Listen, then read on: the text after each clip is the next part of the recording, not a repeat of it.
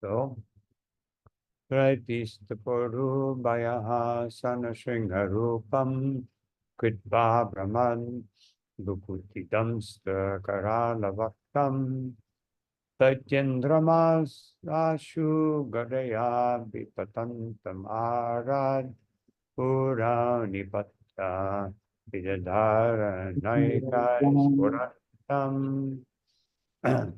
So, I'll read the translation.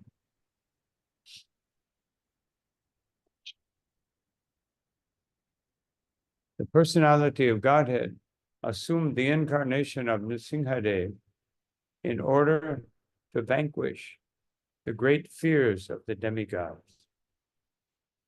He killed the king of the demons, Hiranyakashipu, who challenged the Lord with a club in his hand by placing the demon on his thighs and piercing him with his nails, rolling his eyebrows in anger and showing his fearful teeth and mouth. So everyone can please repeat.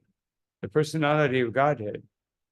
The personality of Godhead Assumed the incarnation of Nrsimhadeva. Assumed the incarnation of Nrsimhadeva In order to vanquish the great fears of the demigods. In order to vanquish the great fears of the demigods. He killed the king of the demons. Killed the king of the demons. Hiranyakashipu. Hiranyakashipu. Who challenged the Lord. Who challenged the Lord with a club in his hand. With a club in his hand. By placing the demon on his thighs. By placing the demon on his thighs. And piercing him with his nails. And piercing him with his nails. Rolling his eyebrows in anger. Rolling his eyebrows in anger. And showing his fearful teeth and mouth. And showing his fearful teeth and mouth. Purport. The history of Hiranyakashipu and his great devotee son, Prasad Maharaj, is narrated in the 7th canto of Srimad Bhagavatam. Hiranyakashipu became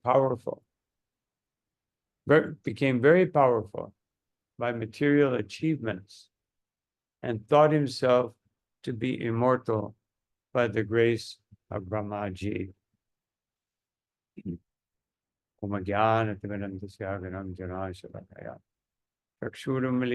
Tasmai Sri Gurave Namaha. Shri Chaitanya Manobhishtam Stapitami Bhutale Swayam Rupagada Mahim Darati Swapatantikam. Om Vishnu Padaya Krishna Prasthaya Bhutale Srimate Bhaktivedanta Swami Namane Namaste Saraswati Deve Gauravani Pracharine Nirvishesha Shunyavadi Pastyatya Dashatari. Jai Shri Krishna Chaitanya Prabhu Nityananda Shri Advaita Radha Shivasari Gaur Bhaktivinoda. Hare Krishna Krishna Krishna Hare Hare Hare Rama Rama Rama Hare. So I stopped here because it's Kali Yuga and sometimes one forgets things very quickly. So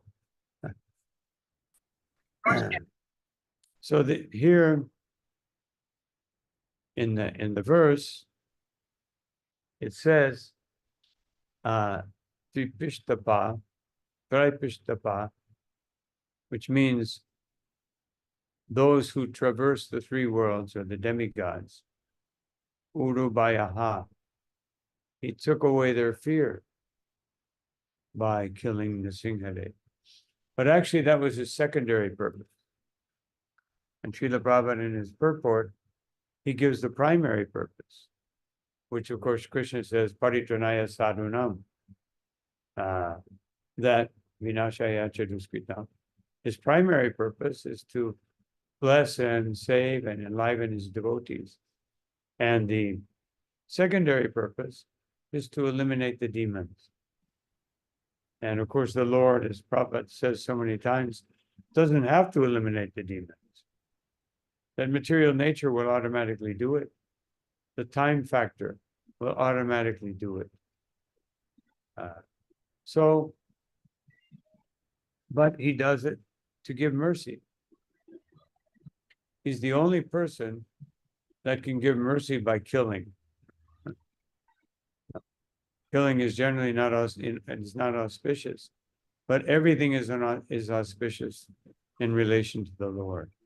And therefore it says in this verse that around the patyam vidadharanaika ispurantam, that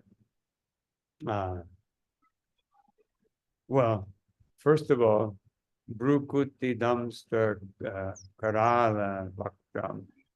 He showed his fearful teeth in his mouth and moved his eyebrows.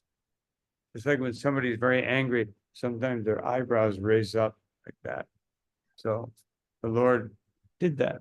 Actually, if we do that, it's because it comes from Krishna. Not that, oh, Krishna also did it. No. Sometimes by our ego, we think, oh, also Krishna does that. Like, I'm the origin. But here, everything is placed in its proper context. That sometimes people show their anger or their different sentiments. But actually, it's all coming from Krishna. So then, as it says here, materialistic people like Hiranyakashipu become very powerful by material achievements and think themselves to be immortal. So in the case of Hiranyakashipu, he thought himself immortal, but actually, this is just Maya. By Maya's influence, we think ourselves immortal. And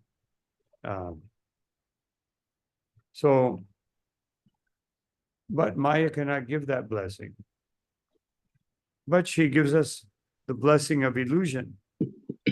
And one may think, why is Maya's influence the blessing? Because everything that Krishna gives us or subjects us to is a blessing. Just like a child, from a child's point of view, if they get chocolate and ice cream, that's a blessing. But if they get some lesson or they have to go to school, that's a punishment. So, but from the parents' point of view, there's no difference. You give them some type of food stuff that they like, or you restrict them or punish. From the parents' point of view, it's all out of love. So the same way, Nrsimhadeva, he thought that, that Hiranyakashipu was trying to figure out how he could become immortal. Now Srila Prabhupada explains.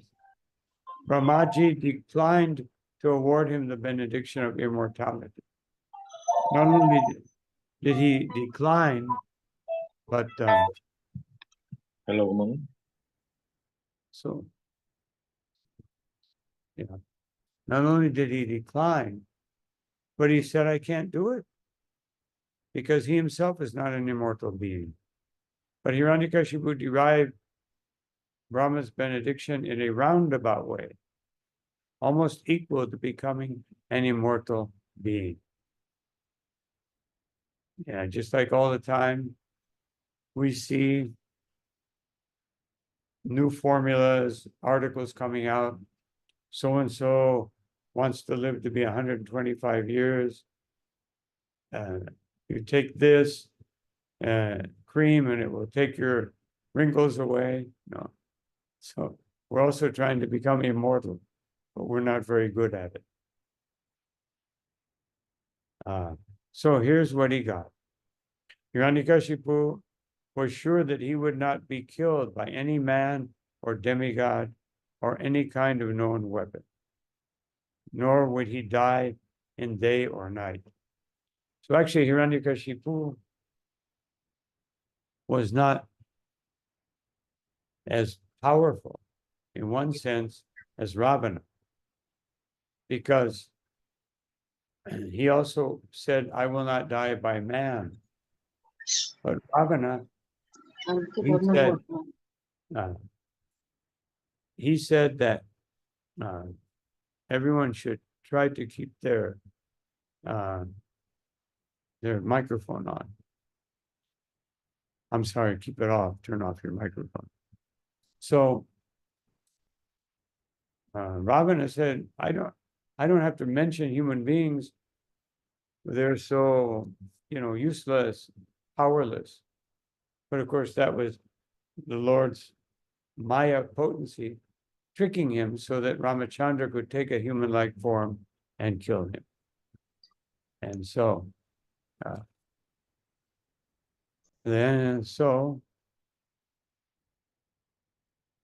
and he thought, well, by no weapon, and therefore it mentions here that Bidadhara Nakai. Another prayer in the 5th canto, or prayer in the 5th canto, Prahlad Maharaj says,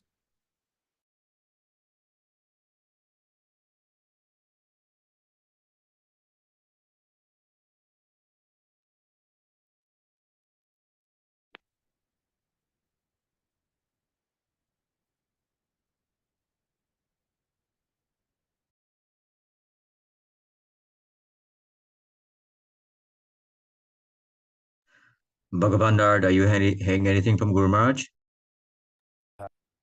that actually the Lord displays his power, his unlimited power.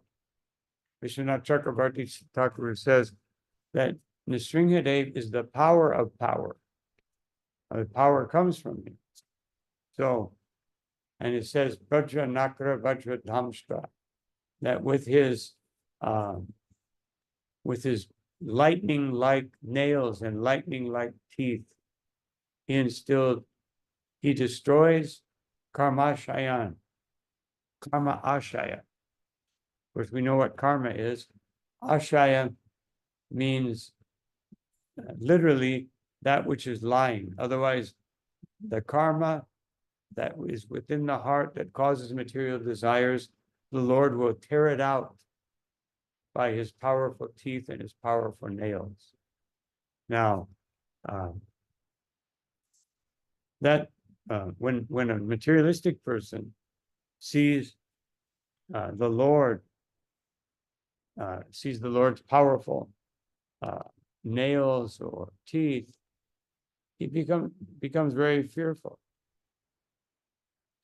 But when a materialistic person sees,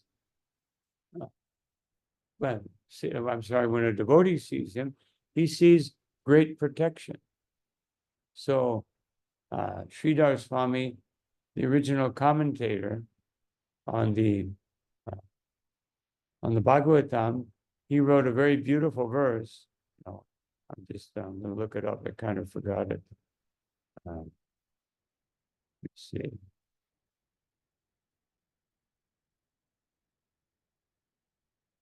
He says,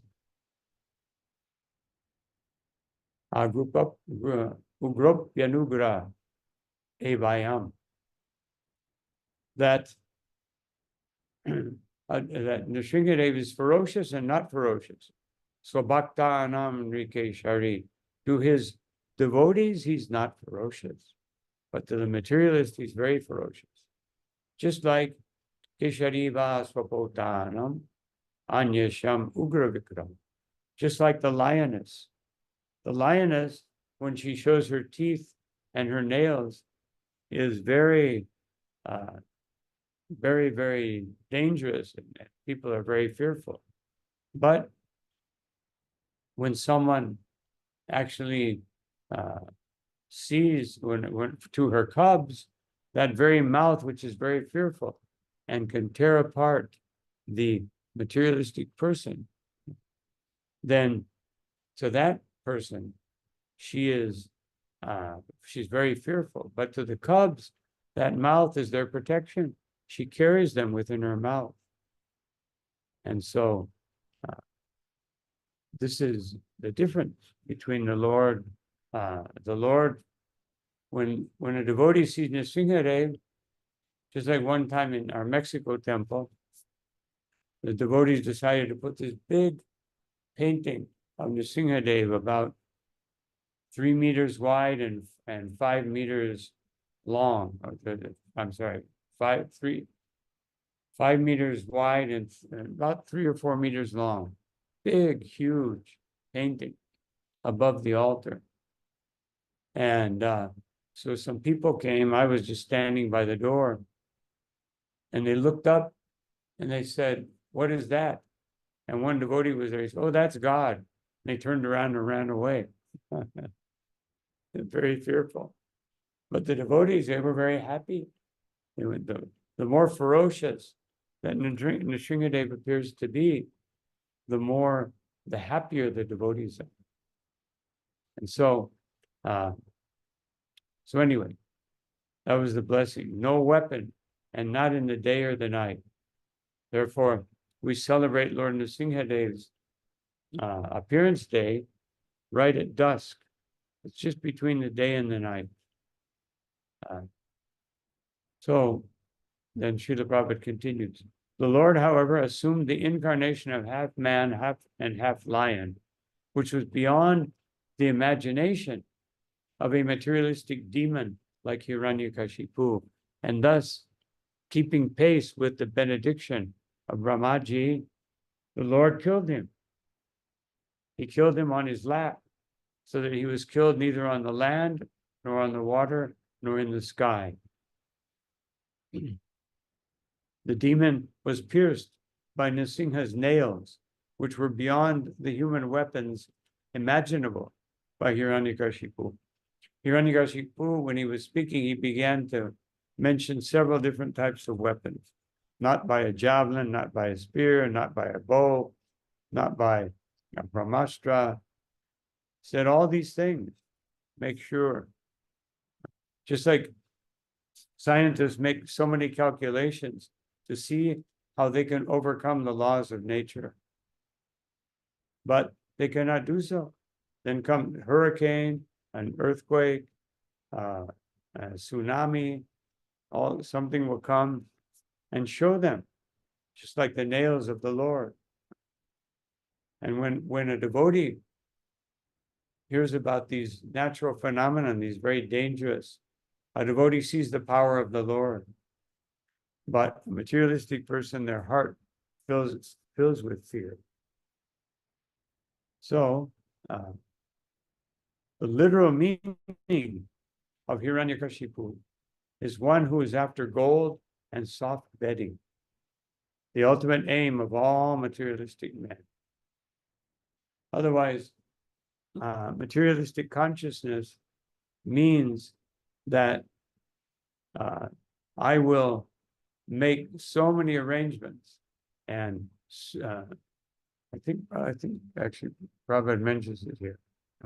The literal meaning of Hiranyakashipu, one who is after gold and soft bedding, the ultimate aim of all materialistic life. Why gold? Because you need gold, you need wealth in order to enjoy the body. Material happiness depends on wealth. You can't be materially happy if you have no wealth. Either there's 4 types of wealth, according to the Queen Kunti, that Janma Aishwarya, good birth, like if you're born in a very aristocratic family, then people think, oh, that's a special person. Or Aishwarya, if you have money, then that gives you power. According to the Bhagavatam, that gives you justice. Justice in Kali Yuga means you have money. And Shruta, or knowledge, another type of opulence. Or Shribi, physical beauty or good qualities. If we have these things, then we think that that we can challenge. We can challenge the just like mankind has invented so many types of processed foods, but if you take them, you'll get sick. This is like technology's answer to sense gratification. I don't have to cook. I just go to the freezer and pull out some prepared meal, put it in the microwave, and so easy. Whereas somebody cooks a meal, you take an hour, hour and a half, cook all these things. But the difference is that when you cook, hopefully if you cook nicely, it's very nutritious. And if you if you just pop something in the microwave, it may be very easy, but it's also very easy to get sick. So finishing up the purport. Such demoniac men who have no relationship with God gradually become puffed up by material acquisitions and begin to challenge the authority of the Supreme Lord and torture those who are devotees of the Lord. Now, why would someone torture a devotee? Because devotees, their only business is to speak against, just like, why did Hiranyakashipu? I'm going to grab some water.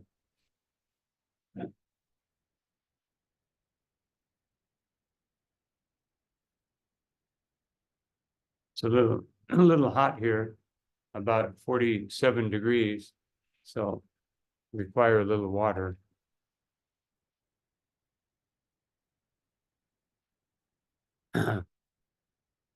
So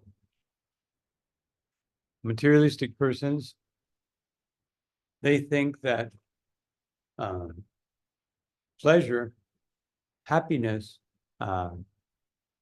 means that I have to have all these paraphernalia. But a devotee is happy just by chanting Hare Krishna or just by being related to the Lord. So they challenge and they torture the devotees, because what is the devotee doing?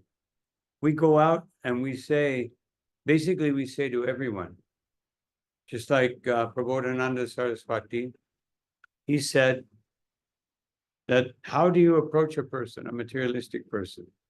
He said, first, you go to them and you praise them. Oh, sir, you're so intelligent.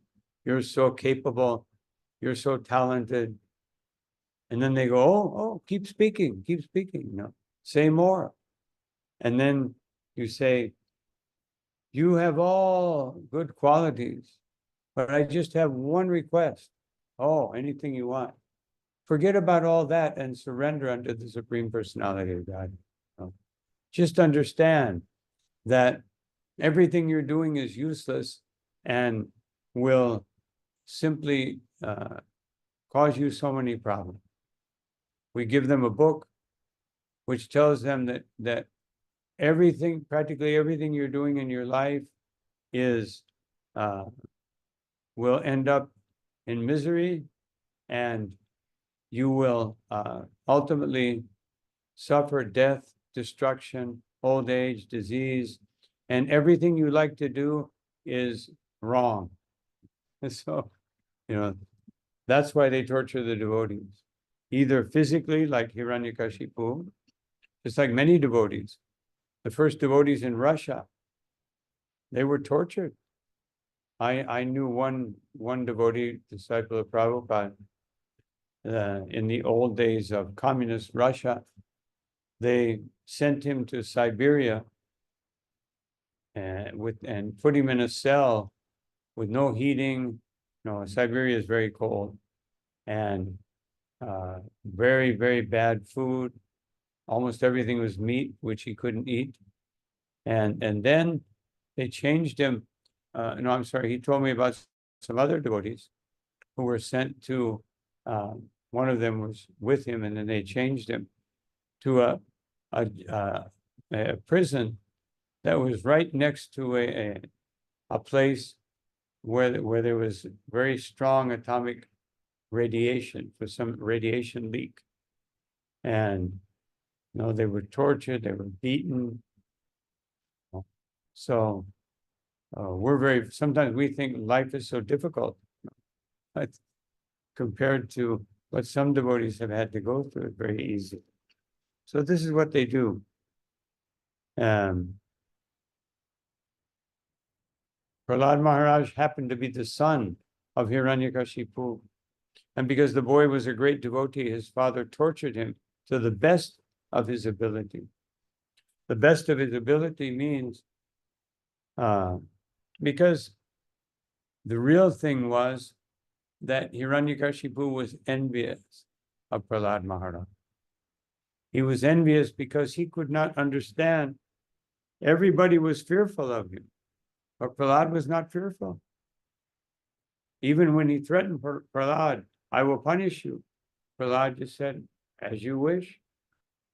And so he tried to appear to be very powerful, just like Ravana, when he was challenging Ramachandra. First, he didn't go. He sent one person after another. Everybody got killed until he came to the point of thinking, I think I made a mistake. Everybody told him he made a mistake. But then he came to the point of thinking that he made a mistake by kidnapping Sita. But out of pride, he still didn't give up. So Hiranyakashipu, he appeared to be very powerful, but he was actually fearful, very fearful of Prahlad Maharaj. And then he asked him, where do you get your power from?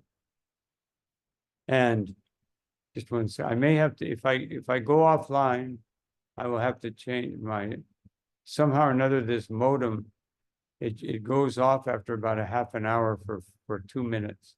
I don't know why, but nothing I can do. But I may have to change to another modem.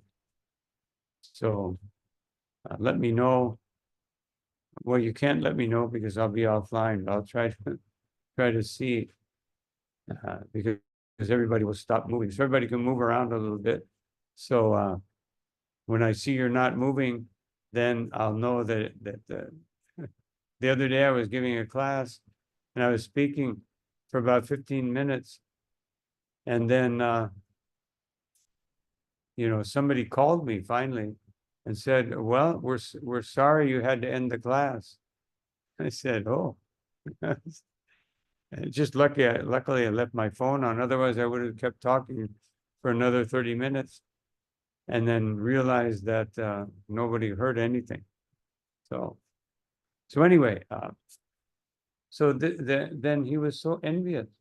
And he said, I'm going to torture you. And Prahlad Maharaj said, well, yes, my dear father, whatever you want. I'm very happy, you're my father. And so then he tried everything. Srila Prabhupada says, to the best of his ability. The first thing he said was, he told Prahlad's mother, give him poison in his food. Prabhupada says a poisonous cake.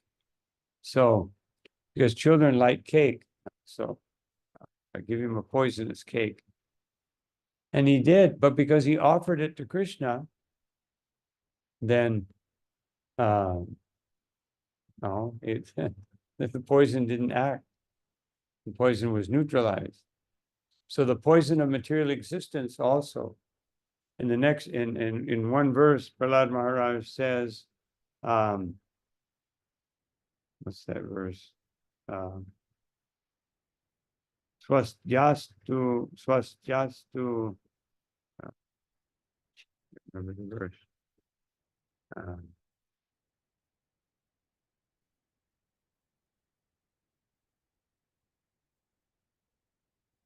Can't remember it right now.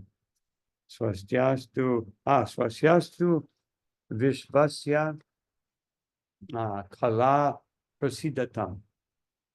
He says, my Lord, please neutralize the envious attitude of all the materialistic people, all the envious people. Please neutralize them. So Prahlad neutralized the poison. And Prahlad prays to the Lord, neutralize the poisonous consciousness of materialistic people and the poison in their hearts. And then that didn't work. So Hiranyakashipu told them to torture him with spears and weapons. And they did that, but no one could pierce him. And even when they pierced him, the Lord protected him. It appeared that he was being pierced, but the Lord was just like the Lord protected Parikshit when the Brahmastra was sent into the womb, Parikshit's mother's womb. He was protected by the Lord. He saw the Lord. Actually, one Acharya explains that when he saw the Lord, he became purified. Of course, he was already purified, but he became more purified. Just like Aghasura. Aghasura, most of the asuras except for Putana achieved Swarupya Mukti, or impersonal realization, impersonal liberation. But Aghasura, because the Lord was in his right in his throat, and then the demon opened his mouth and the soul came out of the mouth. But then because the Lord was right there inside the mouth, he saw the Lord as he was leaving the body, and therefore he achieved liberation in Vaikuntha just by seeing the Lord very quickly. So if we go take advantage of darshan of the deities, we can be saved. But we have to see the Lord. We're not looking for an object or something to give us blessings, or the Lord help me, please do this for me, please help me in this way. We actually have to go and see the Supreme Personality of Godhead. So, finishing up the purport. Then they put him in a pot of boiling oil. And finally threw him off a cliff. Hiranyakashipu was, and they put him under an elephant. No, but the elephant could not step on him. And then finally threw him off a cliff, and the Lord himself caught Prahlad and saved him from falling to his death. So some people think by this pastime that they become confused because they are put into a materialistic, materially dangerous position, and sometimes they suffer. And they think, why didn't the Lord save me? And the answer is, you're not like Prahlad Maharaj. You're not that surrendered. Because if you were surrendered, you wouldn't ask the question. You would think, well, this is the Lord's mercy. However it comes, tatpenu kambam susamikshmana bunjana evatmakritam vipakam. However the Lord's mercy comes, that is fine with me. I'm very happy. However it comes. So then the last line of the verse, last two sentences of the purport. In this extreme situation, the Lord assumed the incarnation of Nrsimhadeva. Otherwise, his devotee was in danger. And just to finish the enemy of the demigods, the Lord killed Hiranyakashipu in a manner beyond the demon's imagination.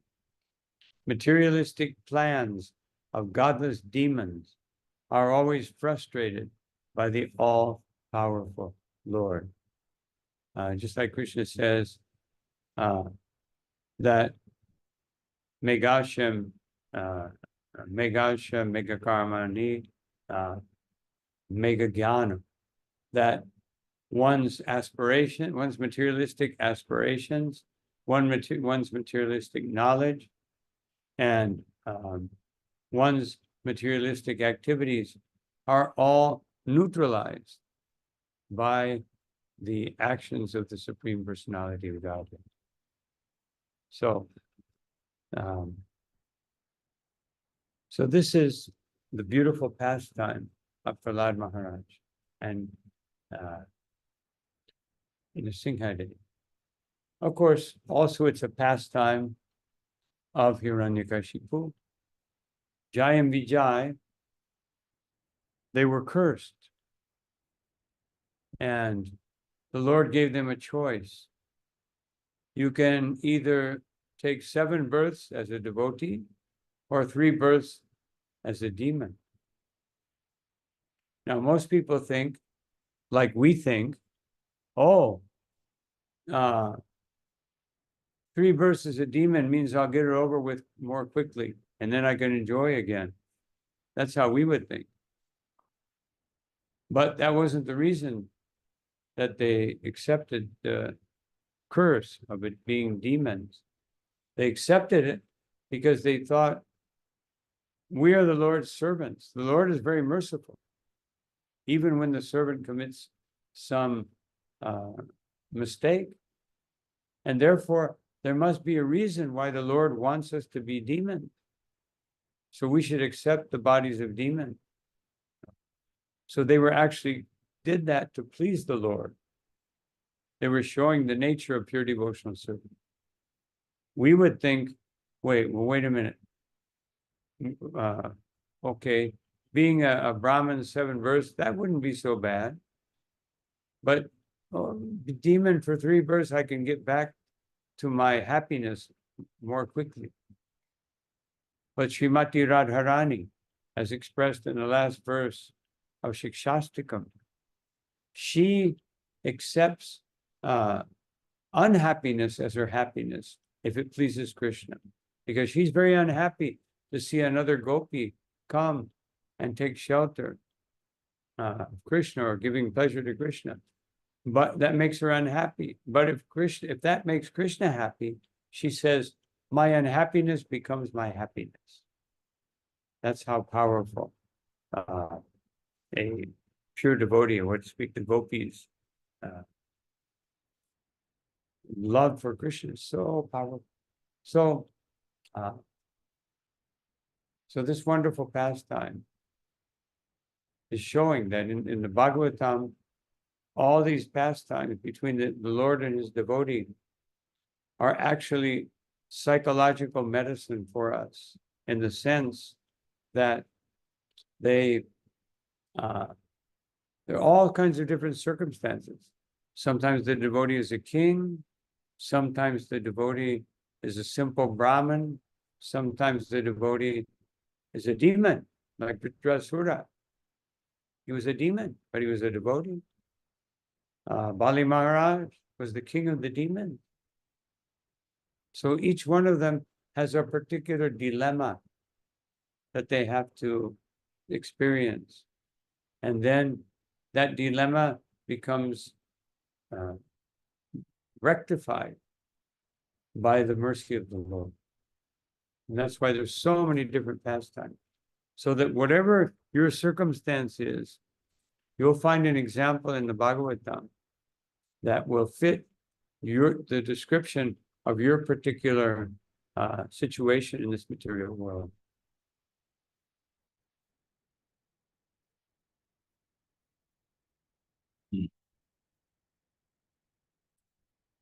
There's one very beautiful pastime of Nrsimhadeva. When Lord Chaitanya was, after the Kazi broke the Mridanga in the house of Shivas, and they went and told Lord Chaitanya. Lord Chaitanya was very upset. And Srila Prabhupada said, therefore Lord Chaitanya organized the first civil disobedience movement. He said that because at that time when Srila Prabhupada was speaking or wrote about that pastime, and speaking about it, especially in the USA and in Europe also. All the young people were rebelling against the government, and what they called civil disobedience marches, where they would all get signs and march up to the government and say, we want this, we want that, we want some blessings, some benefit. So he did. And when he marched on the house of the Qazi, there were millions of people. Now in Navadvip, there weren't millions of people at that time. There were many people, but not millions. So where did they all come from? Because when the Lord comes, he can expand his dham and his eternal associates can appear. So they all marched on the house of the Qazi. And when the Muslim guards saw them coming, you can imagine, the Qazi had maybe 20 guards or something. So 20 against like 3 million. So they were all Muslims. So what they did, they took their chadars and they covered their beards. And they started going, Hari Bol, Hari Bol. So, I don't want to get killed for this Qazi. And so the devotees marched up. The Qazi hid. He hid away. And then we've heard this past time, Lord Chaitanya went looking and he said, my dear uncle, why are you hiding from me? He said, well, you brought this big army, but that wasn't the real reason. It wasn't a real reason. The real reason was after they conversed and after Lord Chaitanya convinced the Qazi that he did the wrong thing, the Qazi revealed actually why he hid. He said, actually, after I broke that mridanga, that night, I had a dream that this big, huge animal, which later I realized was a lion, jumped on top of me. And he had huge, long nails, and he stuck them in my chest. And he said, if you ever bother my devotees again, I will rip your heart out. And then he disappeared. I woke up in the morning because he's saying this. And then I looked at my chest and there were 10 holes in my chest. So it wasn't a dream. He thought it was a dream, but actually Lord Nrsimhadeva appeared. And also because Lord Nrsimhadeva appeared, the Qazi was actually receptive to what Lord Chaitanya said. Of course, he gave the excuse, you're my nephew, I'm like your uncle, you're my nephew, and therefore I want to listen. But the actual reason was because he was touched by the mercy of the Lord. Then that's why we chant the holy name. When we chant the holy name in Harinam Sankirtan, or we have a program, we chant, we give prasadam, then the people become receptive and they're anxious to receive the mercy of the Supreme Personality of God. So this is one aspect. So Prahlad Maharaj, he was the personification of a merciful Vaishnava. And when he began to pray to the Lord, his prayers covered the whole aspect of Krishna consciousness. The whole gamut from one side to the other. And in one prayer, he says, my dear Lord, first Lord Nrsimhadeva says, please glorify me. And Prahlad, he says, how can I do that? I have demoniac blood in my veins. How can I glorify you? And then the Lord put his hand on Prahlad's head. And as soon as he touched him, Prahlad began to glorify. And he said, my dear Lord, I'm very frightened of material existence. But then, after that, he said a very famous verse, Naivo Vijay Paradudatyayam Vaitaranyas. And my dear Lord, I am not fearful of this great ocean of birth and death, which is very difficult to cross over. And the reason is, Kvadvir Yagayana Mahamrita Chitta Magna. The reason is that my consciousness is absorbed in your pastimes and in all the nectar that I derive from glorifying you. And then he said, but there is one thing that I'm not happy about. Shoche tato, shoche vito, vimuka chetasa, indriyanam. That I'm very, very, I lament that all these people have turned away from you. And what are they doing? Maya Sukhaya Baramidva Udvahato Vimudha. They are making so many big arrangements for sense gratification. And so, and then he said something even more amazing, Prahlad Maharaj. Yeah, a beautiful verse. He says that Prayena Deva Muniya Swabhimukti Kama. He says that that great, oh my Lord, a great in most cases, people, they approach you to try to satisfy their particular desire. Na maunam vrajanti vijane na paratanishtaha. They wander, they live in caves, they take vows of silence, they do so many austerities, but na paratanishtaha, they're not engaged in the most important activity, which is looking out for the benefit of others. And then he says, Naitan vihaya kripanan vimamuksha eko, that even though these people are kripanas, even though they are very, very envious, still, vimamuksha eko, I cannot simply look for my own benefit, for my own liberation, because nanyam torasya sharanam sharanam brahmato nupashe. Because other than your mercy, I don't see any hope for these materialistic persons. Your mercy is the only possible solution for their difficult situation in material existence.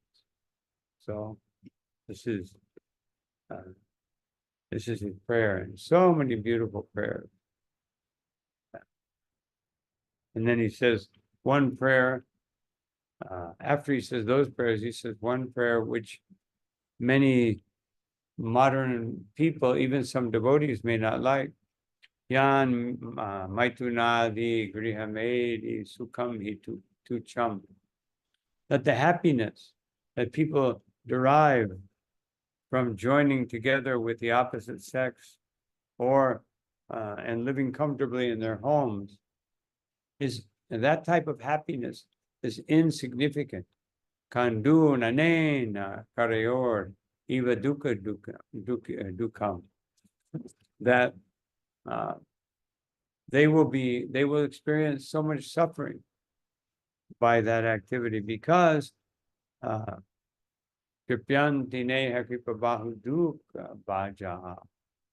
because they're miserable, and they are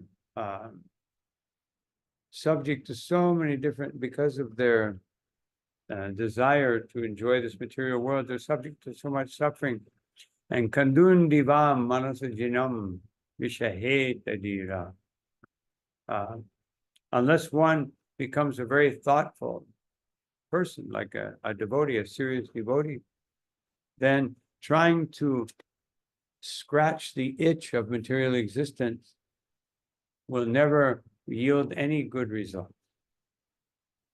So These are the beautiful, beautiful prayers of Prasad, trying to satisfy the Supreme Personality of Godhead. Because after Nrsimhadeva killed Hiranyakashipu, he was very full of anger and his body was full of heat.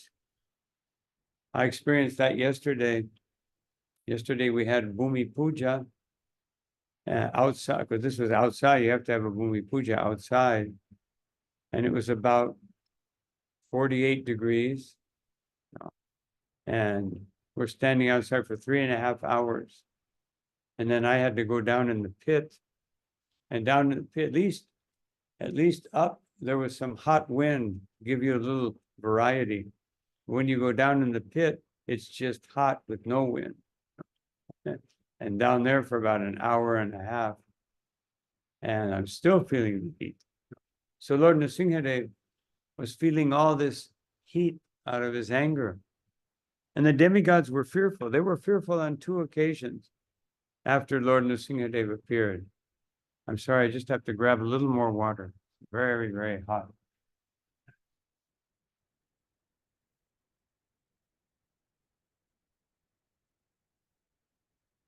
And so, first the demigods were fearful. Of course, they were fearful of Hiranyakashipu, but they were very fearful because they saw when Hiranyakashipu took his club and went after Lord Nrsimhadeva, that they thought, what's wrong? Is the Lord not powerful enough? Otherwise, they doubted the power of the Lord. So that's why until we become pure devotees, we may doubt Krishna's ability to do things. Sometimes when we're very neophyte, we think, why is Krishna doing this to me? I'm serving him. But how much are you serving? Are you serving him 24 hours? And not serving him 24 hours according to my estimation, but according to the estimation of the Bhagavatam. The Bhagavatam tells us how to be engaged in Krishna consciousness for 24 hours or more. But then again, when Lord Nrsimhadeva killed Hiranyakashipu and had him on his lap and threw the body to the side, he was so ferocious looking. So they started offering prayers. The kinnaras, the different types of lesser demigods, then Indra, then Brahma, then Shiva, but it didn't calm him. And then they looked at Lakshmi, you're his wife, please calm him down. And she said, no, I've never seen a form like this. Now that doesn't mean that the form of Nrsimhadeva doesn't exist, but it means he was so ferocious that she could not recognize him. She couldn't recognize him. So powerful. Because when she's with him in Vaikuntha, he's very beautiful. Just like when somebody becomes angry, like a very beautiful person becomes angry, or they cry too much, then they're transformed. You can't recognize their beauty. So she could not recognize the beauty. And so they all looked at Prahlad Maharaj and they said, Prahlad, you're the one that caused this whole problem. You go. And Prahlad immediately ran up to Lord Nrsimhadeva. And Lord Nrsimhadeva put him on his lap.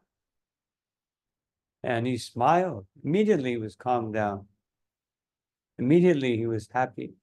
His devotee came to him with no fear, with no ambition, simply wanting to please him. And he put him on his lap and he began to meditate that I see how much Prahlad is happy being in my lap. I would also like to be in the lap of my father. But my father is a pillar. So how can I sit on his lap? So this is the evolution of rasa within the different incarnations of the Lord. Each time the Lord appears, his rasa becomes more intimate. Then he had a father but no lila. Then he had a father with a little bit of lila, and the father went away. Kapila. Then he had a father who was very affectionate, but out of separation, he left his body. And then, just to make sure, he had two fathers as Krishna. Yeah, he made sure that if one of them goes away or something happens, I have the other father. So he had his two fathers throughout his whole lifetime. And then, in the form of Lord Chaitanya, he also had his father who left him.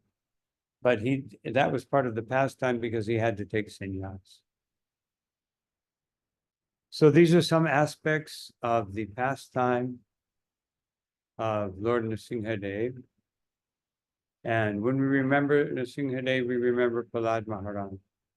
And the best way to remember Lord Nrsimhadeva, of course, there's two things you can do. There's more than two. You can read chapter 8 of the 7th canto and see how this beautiful pastime goes. But the most important thing is to read chapter 9. Chapter 9 is where the Lord himself, when Prahlad preaches, he doesn't offer prayers, he preaches to his friends. That's chapter 6. And then chapter 6 and chapter 7. And then, of course, in chapter 7, he gets chastised. And then Hiranyakashipu attacks him and tries to kill him. And then he offers his beautiful, beautiful prayers. And then, after his prayers, the Lord is so pleased, he said, take anything you want. We're sometimes in our not so advanced stage of Krishna consciousness, we ask the Lord for so many things. But in the case of Prahlad Maharaj, the Lord was telling him anything you want. And he said, no, I don't want anything. So this is pure devotional service. And then finally, he said, all right, please save my father. And Lord Nrsimhadeva, he's been saved, not only him, but all your forefathers and all of your descendants have been saved by your pure devotion. So sometimes people ask me, what can I do for my mother? Or what can I do for my father? He's very sick or has a problem. What can I do for my son? The best thing you can do is be a pure devotee. And then they will receive the maximum benefit. So, I'll stop here. Again, these are some aspects of this beautiful pastime. Are there any questions or comments?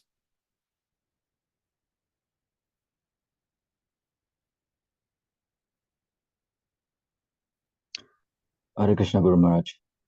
Yes. It is said here in the purport that I'm trying to find it. But Hiranyakashipu derived Brahmaji's benediction in a roundabout way, almost equal to becoming an immortal being. So he tried to cheat, in order to become immortal. So do we try to do that also? Try to cheat Krishna in a roundabout way, not this way, not that way, but in order to obtain our personal ends? Yeah, roundabout way. Prabhupada says that because that's what we're doing. We're trying to relate to Krishna or trying to relate to the Lord in a way that is conceived of by our own imagination or by our own desires. But the real way, the direct way, is you go to Bhagavad Gita, Srimad Bhagavatam, you depend on the holy name, and then you get direct realization from the Lord. Roundabout means you're seeing the Lord as your order supplier. Or you're using your material intelligence to try to conceive of the Lord.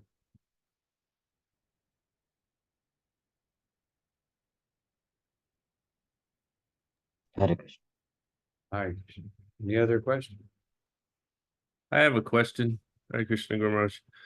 Um, uh, Devotees now, they reference this pastime a lot to child abuse, and it's so heavy and prevalent within modern society. So my first question is, why is it so common, and what can we do, each and every one of us, on a practical level to prevent child abuse from happening? Well, it depends. What do you mean, to prevent it from happening in the world, or to prevent it In from general, yeah, with devotee children, or even just in a secular sense in the world. Like, what can we do to play our part? happening? We can establish a Vaishnav king who will cut off their heads if they do it. But that probably won't happen real soon. What we can do is preach Krishna consciousness, give a good example, and teach people that, of course, the problem is that abusers, generally speaking, even if they get good instruction, because most or not most, but many abusers have been abused, and this is just a psychological reaction. So it's like a chain, it's like a reactionary chain. But what we can do is preach Krishna consciousness in the proper way and live Krishna consciousness in such a way that what we preach and teach will enter into the hearts of the people. In our movement, what we can do is always make sure that children are in the schools and in every circumstance, they're always accompanied by their parents or serious adults. What more can we do? But it's just like saying, how can we stop all the envy in the material world? Or how can we stop people from getting killed? Well, we can't, because everyone has their particular karma. And it doesn't matter what we do, the Lord will act, and the laws of nature will act on the people. So here's a question in the chat. I heard that you said it on many occasions. Can you reiterate about the correct pronunciation of Mahamantra? Because I am hearing in many kirtans around the world that they're chanting Hari Ram instead of Hari Rama. Yes, I say this almost every day here in India. People chant Hari Ram. And this is because I don't blame them so much in India, because this is just the influence of Hindi. Hindi, they drop off the last vowel. But Janan Chandra, he said that it's a 32 syllable mantra. If you leave off the A, then it becomes a 26 syllable mantra. So, I'm sorry, 28 syllable mantra. So, the worst thing I hear more than that is Ramo. So what we do, everybody should just try to listen to how Srila Prabhupada chants. Not only that, but the melodies that Srila Prabhupada chants. And if we do that, then we will pronounce it better. Another one, Haridas Thakur is the incarnation of Lord Brahma. He chanted 300,000 times the name of Krishna daily. My question is, at the end of his life, did he go back to the spiritual world, or did he return to his position as Lord Brahma? Actually, Lord Brahma was a pure devotee. And just because of Brahma Mohana Lila, where the Lord himself bewildered Brahma so that everyone could understand his potency, And that the whole purpose of Brahma Mohana Lila is so that people won't hear the Rasa Lila and think in a mundane, think of Krishna in a mundane way. That way, even though he appears to be a young boy playing, he is the most powerful Supreme Personality of Godhead. Even though he may be dancing with the maidens, the gopis, he's still the Supreme Personality of Godhead. Therefore, he says that there's that verse in Bhagavad Gita.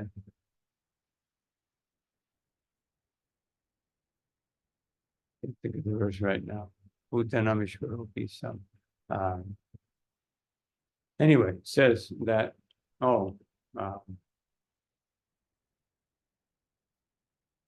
can't remember the first line for some reason. Ajopi It's, son of Atma. Yeah, even though the Lord appears to take birth, he is always the most powerful Supreme Personality of Godhead. He never loses his Ishvara, potency. So, so this is what we always have to remember. That so a pure devotee sometimes is taken as Haridas. You see, sometimes when Brahma appears as Haridas, he is Haridas, he is Brahma, but he's also Haridas. Because Haridas is an eternal associate of the Lord. So he becomes Brahma. And then he takes part in this pastime. So he goes back to being Brahma, and he also goes back home, back to Godhead. Or sometimes within Brahma, there is a great personality. And when he appears as a demigod, that's just the Brahma aspect. But when he appears fully, he appears in his devotion, in his pure devotional form.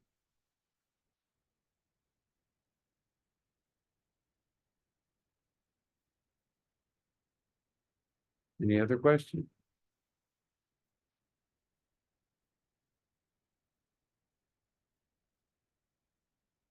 As you can see, it's becoming dark here. Actually, in the morning time, it's 32 degrees, so quite warm. Thank you. Who is soul? I mean, we're all souls, but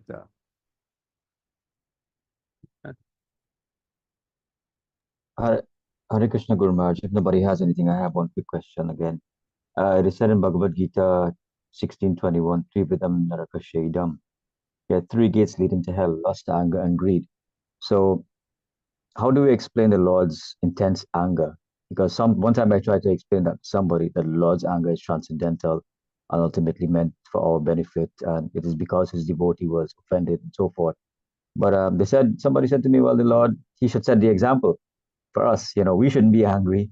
Some moralists, people think like that. We should be like yogis and cool-headed and all that. So, and sometimes devotees also, their anger is justified. So how do we explain the Lord's anger and the pure devotees' anger? Even Srila Prabhupada sometimes was, furious. So how do we explain that? because everything comes from Krishna. So because everything comes from Krishna, anger also becomes.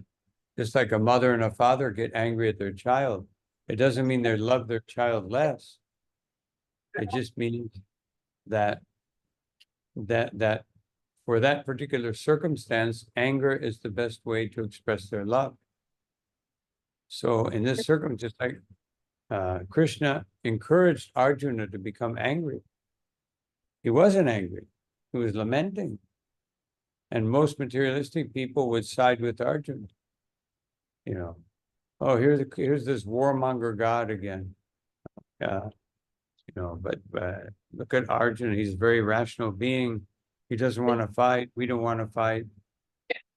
Srila Prabhupada said, devotees are very peaceful, but to defend devotional service of the Lord, they are ready to even fight.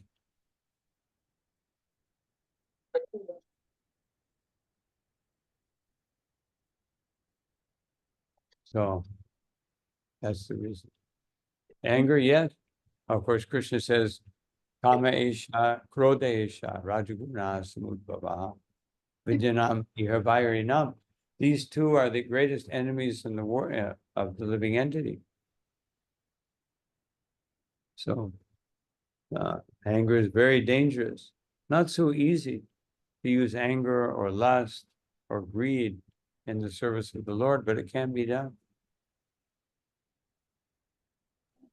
Hare Krishna. Thank you very much.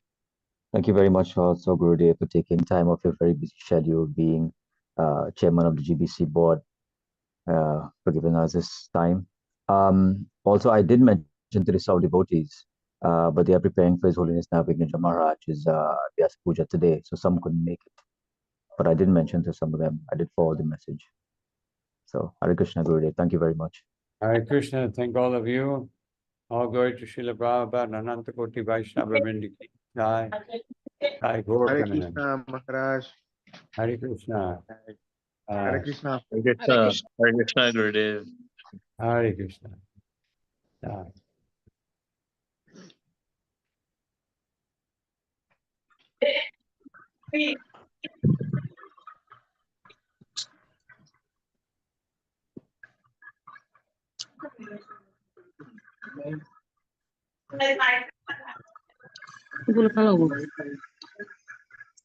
Freaking a bunch.